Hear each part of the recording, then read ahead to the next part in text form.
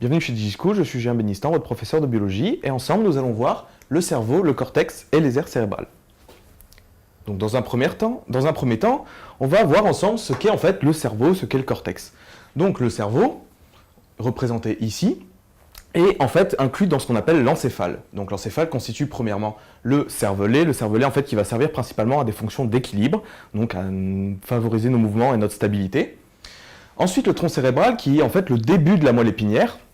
Et ben en fait c'est une partie de l'encéphale qui va abriter des noyaux qui vont nous permettre en fait de respirer, d'avoir des battements cardiaques qui s'adaptent à notre activité physique par exemple. Et enfin le cerveau en tant que tel, qui est un énorme organe chez l'homme, et le cerveau plus précisément qui constitue en fait de deux parties. Une première partie que l'on ne voit pas ici, qui est à l'intérieur du cerveau, qu'on appelle la matière blanche, ça forme une grosse partie du cerveau et c'est constitué en fait des prolongements nerveux, c'est-à-dire les axones majoritairement.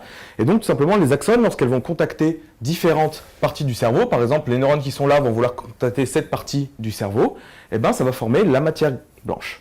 Et en fait à la surface de cette matière blanche, sur quelques millimètres, et ben on aura ce qu'on appelle la matière grise. La matière grise en fait elle contient les corps cellulaires des neurones, et c'est ce qu'on appelle le cortex. Et donc si par exemple on zoome sur cette partie du cerveau, et ben on va obtenir ce schéma-là. Donc on voit très bien les corps cellulaires des neurones avec leurs prolongements locaux. Et donc on voit que c'est relativement dense et organisé en couches. Donc le cortex compte en moyenne 6 couches de neurones. Et donc ce cortex, et plus précisément le cerveau, peut être divisé en plusieurs lobes. Chacun de ces lobes a des fonctions spécifiques. Donc par exemple, si on prend le lobe occipital, c'est celui qui se situe juste à l'arrière de notre tête, il va avoir donc pour rôle de traiter l'information visuelle.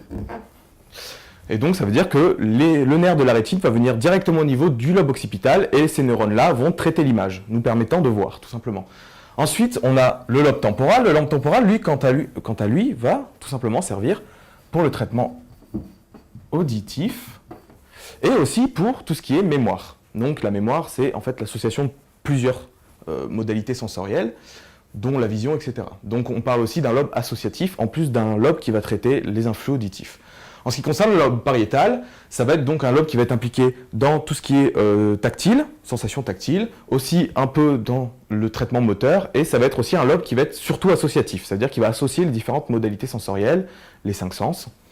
Et enfin, le lobe frontal, qui en fait est le lobe le plus développé chez l'homme et qui est le plus développé chez les primates de manière générale, c'est en fait ce cortex-là qui va nous permettre de prendre nos décisions, de raisonner, de faire des calculs mathématiques, ce qui fait de nous des hommes en fait.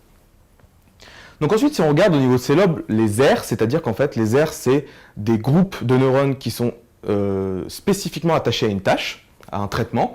Donc on peut voir qu'au niveau du lobe occipital, on a l'aire visuelle primaire, donc l'aire qui va traiter en premier l'influx visuel. On a au niveau du temporal l'aire auditive primaire. Au niveau du pariétal, on a l'aire d'association sensorielle, donc qui a pour rôle d'associer les différentes modalités sensorielles, et aussi l'aire somatosensorielle primaire, donc qui a pour rôle de traiter les informations tactiles.